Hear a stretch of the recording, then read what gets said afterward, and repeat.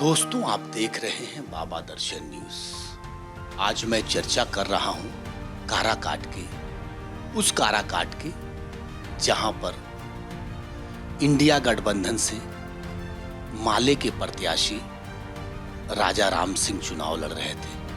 दूसरी तरफ एनडीए से राष्ट्रीय लोक मोर्चा के राष्ट्रीय अध्यक्ष उपेंद्र कुशवाहा चुनाव लड़ रहे थे और तीसरे थे पवन सिंह, जो भोजपुरी फिल्म के स्टार थे।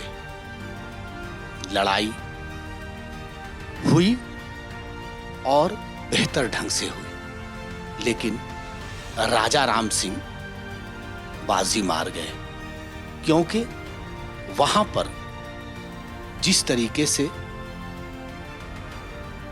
एमआईएम की भी एंट्री हो जाती है। एमआईएम असदुद्दीन ओवैसी की पार्टी है और उन्होंने एक प्रत्याशी दिया जिसका नाम था प्रियंका चौधरी। प्रियंका चौधरी के पति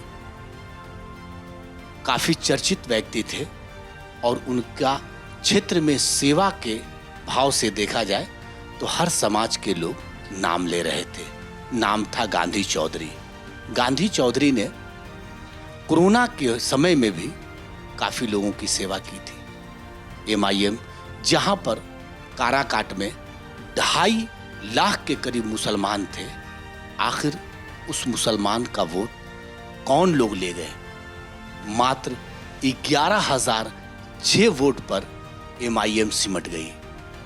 एमआईएम का जनाधार कम था, लेकिन वोट कम नहीं था। वोट अगर देखा जाए तो पिछड़े समाज का भी काफी वोट था और एससी एसटी का भी काफी वोट था। गांधी चौधरी एक दलित समाज से आते हैं, लेकिन उनको प्रचार करने में कहां कमी रह गई, ये समझने वाली बात है। अब एमआईएम के चीफ बैरिस्टर असदुद्दीन ओवैसी कदम फूंक फूंक कर चलेंगे, क्योंकि मात्र 11,006 वोट आया। लेकिन जिस पवन सिंह की बात हो रही थी कि पवन सिंह चुनाव जीतेंगे, लेकिन पवन सिंह दूसरे नंबर पर और तीसरे नंबर पर राष्ट्रीय लोक मोर्चा के उपेंद्र कुशवाहा रह गए।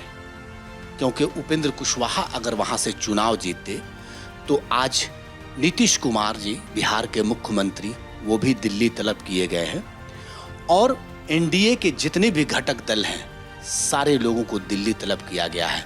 काश उपेंद्र कुशवाहा भी अगर ये चुनाव जीत जाते तो वो भी दिल्ली तलब होते और राष्ट्रीय मोर्चा की एक सीट होने के नाते उनको मंत्रालय मिलता।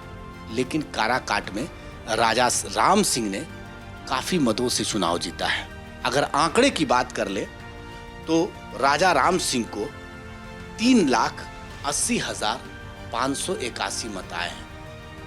वहीं पवन सिंह की बात कर ले, भोजपुरी जो एक्टर हैं और काफी चर्चे में थे, उनको आया है 2,74,723 मत। यानी कि राजा राम सिंह से पवन सिंह की हार को अगर देखा जाए तो 1,58,58 मतों से चुनाव हार गए हैं। बात यहां पर हार जीत की तो है, लेकिन लालू प्रसाद यादव के जिन जिन सीटों पर 22 सीटों पर उन्होंने चुनाव लड़ा था, 22 सीटों पर उनकी स्थिति बेहतर नहीं थी। चूंकि राजा राम सिंह वो भी इंडिया गठबंधन में आते हैं, उनको काराकाट, आरा और नालंदा की सीट मिली थी माले को, लेकिन माले ने 2 सीट प्राप्त किया। आरके सिंह को आरा में भी उसने हराया, जो कि अगर आरा की बात कर ले तो आरा में बहुत बेहतर पोजीशन में आरके सिंह थे, लेकिन कहां कमी रह गई, बैकवर्ड फॉरवर्ड करके वो हार गए। काराकाट में अगर एक तरह का देखा जाए तो पवन सिंह की एंट्री हो गई है और पवन सिंह ने यह साबित किया है कि मैं भी कम नहीं हूं। कैमरामैन राजेश कुमार के साथ मैं इनामुल्लाह खान। अगर आप इस वीडियो को फेसबुक पर देख रहे हैं तो फेसबुक पेज को लाइक कीजिए और वीडियो को शेयर कीजिए। अगर आप इस वीडियो को YouTube पर देख रहे हैं तो YouTube चैनल को सब्सक्राइब कीजिए और घंटी के आइकॉन को दबाइए।